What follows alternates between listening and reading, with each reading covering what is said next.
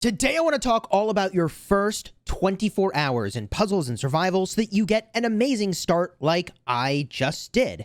Stick around in this video for the things that I wish I had understood for my first day of playing this game. And before I begin, allow me to thank the sponsor of this video, Amazon Coins.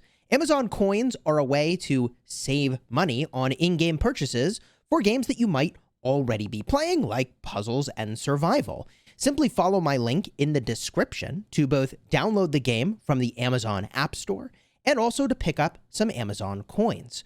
As an example, you can pick up $100 worth of in-game currency for only $82, so you're saving 18%. But a part of what's so great about this is that you can use these Amazon coins on any game that you're playing and have downloaded from the Amazon App Store. Wish I had known about Amazon coins sooner, and I really appreciate their sponsoring this video because I would have saved literally hundreds of dollars on in-app purchases that I've been making over the course of certainly the last few months, if not years. And again, using the link in the description will take you to the Amazon App Store where you can buy some coins, and using that link does support the channel if you choose to do so. Day one, baby! What are your objectives? To gain as much power as you possibly can and to progress through the campaign as fast as you possibly can. Why is this? Ultimately, you want to get into a top-tier alliance, and although our alliance is currently ranked number 2, we're doing pretty good in the Smash Squad with 115 million might to the 134 of our friends in 123 in first. And in fact, we are friendly with their leadership. So all that to say, you want to be in a great alliance, but for what reasons? Part of what the big benefit is for being in a good alliance is getting helps. This is so important for your early game progression. Helps are very simply reduced time on your building and research. And yes, building and research is a huge part of what you'll be doing at the start of the game, in addition to blasting your way through this campaign over here. But I'm going to talk about the campaign more in just a minute. So you can see that the help screen is over here. The faster you're getting helps, the faster you can crank out your buildings. And you can see my wall has been helped the maximum number of times, where several of my other buildings have not. So I'm kind of waiting before I even decide if I'm going to speed them up or just kind of wait it out for them to finish naturally. I'm just going to smash help here and help my allies. So this is very important. Active, well-maintained alliance to keep the helps flowing. Also, there are some things you can rally, but I'm getting ahead of myself. That doesn't really matter for the start of the game per se. Now, one of the things I wish I had understood from a value standpoint, if you are spending, and I'm not saying you have to here, but there's a couple things that if you buy them, you get a, I think, disproportionate benefit by doing so really early on. And one of them is actually a second building queue. Now, you can see I actually have a permanent second building queue here, which is really helpful in cranking out buildings early on. I suspect that in the not too distant future, I'm just going to be resource constrained anyways on my buildings. But if you want fast progress, having that extra building queue is a big deal. You can unlock that permanently for $5 if you decide to make that purchase. Otherwise, you can spend gems, which is not a bad way to get some extra building queues going to get your early game progress running quickly. This is important. People are going to look at your power to decide whether or not you can stay in their alliance, okay? Now, from there, I want to call out the fact that on your first day, you might not realize that some of these buildings, you cannot do the thing that that building does and also upgrade it at the same time. So, for example, these are my 4 troop production buildings, and if I want to upgrade these buildings, you can't also be training troops at the same time. What this means is that every time you're going to upgrade your troop training buildings or you're going to upgrade your research center, you should speed it up. You should speed up the building because your speed ups in that scenario do double duty. Think about this for a second, okay? Not only do you get the building done faster, but also you can now use all that time that you would have spent doing the building upgrade, now also doing research, or now also training troops, and you should want lots of troops and to get lots of research done. So these buildings, I think the 4 troop training buildings, also the research center, are really obvious choices for just blasting through speed ups. And in general, I think you want to be focused on whatever the game tells you you need for your headquarters. Upgrade your headquarters because that becomes the bottleneck for all the other things you want to be getting done in the game for building upgrades. And I mean, look, this is the first day of the game, right? You're gonna need to do just a lot of building upgrades to be even remotely competitive. From there, I will say that there are some choices that you get to make that I've been so busy like upgrading the buildings I need for my headquarters. I need to plunk down some of the other buildings that go in these open slots that become available as you level up your headquarters. However, my impression is that you probably want the maximum number of infirmaries and that the resource production buildings are probably important, but the one that you probably want the least of is, I think, resource production buildings. If I had to guess, I assume you'll be gathering your resources and that the infirmary, which gives you higher hospital capacity, is really, really critical, okay? The hospital capacity, there it is right there. This is so important. I assume if your city were to get attacked, that having a higher hospital capacity means that if you were in the process of getting kind of zeroed, which hasn't happened yet, you start the game with a peace shield, but if that were to sort of happen, you'd have more of your troops when you woke up in the morning or whatever it was to say like, oh, yeah, I got zeroed overnight. So hospitals, infirmaries, super, super crucial, I suspect. I honestly can't believe how far behind I am, and I'm a little embarrassed to show this in the video, but the truth laid bare, baby. I'll show it all. Now, there were a couple other things I did that seem really high value, and you can see that my resources are actually, I mean, for a new player, are kind of high. However, if I just get a look over here, one thing I figured out is that you can have 3 sets of gear, it seems like at the same time. So you can have a builder set and a tech set. Now, I don't know exactly what the game uses to decide, like, is this builder set or tech set, but it says researcher ring. So, I mean, I don't know. I don't know how many other rings you could put in that particular spot, but for $5 a pop, so $10 total, I got a researcher set and a builder set. What do? Dramatically reduce my resource cost for building and researching. Now, that seems really good to me. I went with the $5 bundle. There are 10 and I think it's 10, maybe it's 20 and $100 bundles for like 4-star and 5-star to dramatically reduce the base cost, resource cost of doing these upgrades. You could just avoid doing this entirely if you have time and farm resources free to play, right? That's a thing you can do. I am a very time-constrained human, and so I just picked up those 2 bundles.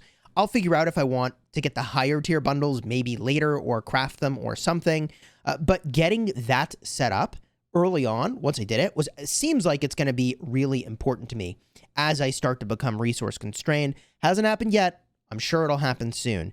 Speaking of which, you also can save a little bit of building and research speedups in your commander talents. This is something that I'm familiar with from other games that I've played, where you can, as you level up, put points into economy, military, or balance. And balance looks like this is more related to your ability. Ooh, infirmary cap. Actually, some of this is infirmary capacity does seem really, really good. But there are special abilities that occur every certain number of levels worth of upgrades that you put in. So, for example, Hunt Mastery reduces the stamina cost for running zombies by 20%. And it only lasts for 10 minutes. Okay, so you go completely hog wild in those 10 minutes. That's actually funny. That's like, I don't know how much you're supposed to get done in 10 minutes, but I don't have enough troops to really take advantage of that. I just went full economy at the start, okay? And so this was logical to me, but if you're not sure where to put your points, I think this is a great place to go. 5% total building speed seems super good. The extra research speed seems super good. And I have fast producer. I can instantly generate some resources from my production buildings, of which I don't have that many, but the point was not to get that. It's to continue on and to get the things that make my building and research speed faster. We're in a relative state of peace in the first couple days of our state, so I'm not too worried about fighting yet. We'll see how long I maintain that mindset, okay? Now, from there, we've talked about your sort of, I don't know, he's not the commander. He's the commander. You're the commander, okay? The gear that you're wearing. We've talked a little bit about building upgrades and priorities. You also, by the way, can use this little arrow with quest rewards associated with making progress to determine what you go build next. Also, you can follow the chapter guidelines in the bottom left in that same area to figure out, like, hey, what do I need to be doing right now to get progression? And you do get commander experience for doing that, which is pretty good. But the next very, very, very important thing that I maybe should have talked about sooner is your heroes, man. Heroes are absolutely crucial at the start. And I will make probably a dedicated video kind of walking through everything you need to know, or everything I figured out anyways, about heroes for the early game. But what I'll say is that you want to level up these heroes a lot and as fast as you can. And you need that in order to be able to do the campaign. The campaign is the sort of match 3 puzzle aspect of the game, because I am bottlenecked by my ability to do the campaign right now. And I mean, maybe I can beat this mission, but I don't think so. It was a stretch for me to beat the last one.